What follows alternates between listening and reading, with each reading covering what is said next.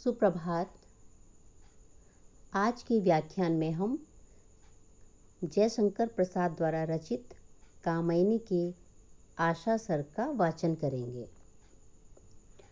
उषा सुनहले तीर बरसती जय लक्ष्मी से उदित हुई, उधर पराजित काल रात्रि भी जल में अंतर्निहित हुई। यह विवर्ण मुख त्रस्त प्रकृति का आज लगा हंसने फिर से, वर्षा बीती हुआ सृष्टि में शरद विकास नए सिर से। नव कोमल आलोक बिखरता हिम संस्कृति पर भर अनुराग, सित सरोज पर क्रीड़ा करता जैसे मधुमय पिंग परा। धीरे धीरे हिम आच्छादन हटने लगा धरातल से, जगी वनस्पतियां अलसाई मुख धोती शीतल जल से। नेत्र निमीलन करती मानो प्रकृति प्रबुद्ध लगी होने, जलधि लहरियों की अंगड़ाई बार बार जाती सोने।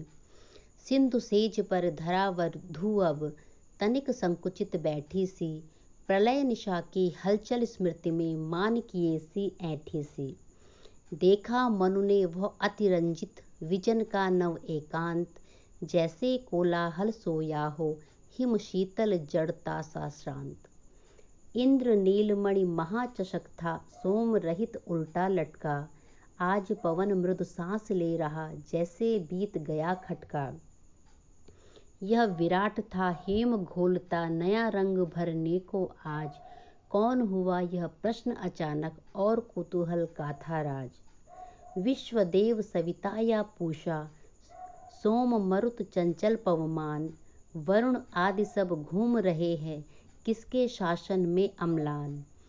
किसका था भूभंग प्रलय सा जिसमें ये सब विकल रहे, अरे प्रकृति के शक्ति चिन्ह ये फिर भी कितने निवल रहे। महानील इस परम व्योम में अंतरिक्ष में ज्योतिर्मान, ग्रह नक्षत्र और विद्युत कण किसका करते से संधान। छिप जाते हैं और निकलते आकर्षण में खिंचे हुए, तृण विरुद्ध लहलहे हो रहे किसके रस से सिंचे हुए। सिर नीचा कर किसकी सत्ता सब करते स्वीकार यहाँ, सदा मौन हो प्रवचन करते जिसका वह अस्तित्व कहाँ। हे अनंत रमणीय कौन तुम, यह मैं कैसे कह सकता, कैसे हो क्या हो इसका तो भार विचार न सह सकता। हे विराट हे विश्वदेव, तुम कुछ हो ऐसा होता भान, मंद गंभीर धीर स्वर सयुत यही कर रहा सागर गान। यह क्या मधुर स्वप्न सी झिलमिल सदै हृदय में अधिक अधीर, व्याकुलता सी व्यक्त हो रही आशा बनकर प्राण समीर। यह कितना स्पृहहीन, यह कितना स्पृहणीय बन गई मधुर जागरण सी छविमान। स्मित की लहरें सी उठती हैं नाच रही जो मधुमय तान। जीवन जीवन की पुकार है खेल रहा है शीतल दाह, किसके चरणों में नत होता नव प्रभात का शुभ उत्साह। मैं हूँ यह वरदान सदृश क्यों लगा गूंजने कानों में, मैं भी कहने लगा मैं रहूं शाश्वत नभ के गानों में। यह संकेत कर रही सत्ता किसकी सरल विकासमयी, जीवन की लालसा आज क्यों इतनी प्रखर विलासमयी। तो फिर क्या मैं जीऊं और भी जीकर क्या करना होगा, देव बता दो अमर वेदना लेकर कब मरना होगा। एक यवनिका हटी पवन से प्रेरित माया पट जैसी, और आवरण मुक्त प्रकृति थी हरी भरी फिर भी वैसी। विश्व कल्पना सा ऊंचा वह सुख शीतल संतोष निदान, और डूबती सी अचला का अवलंबन मणिरत्न विधान।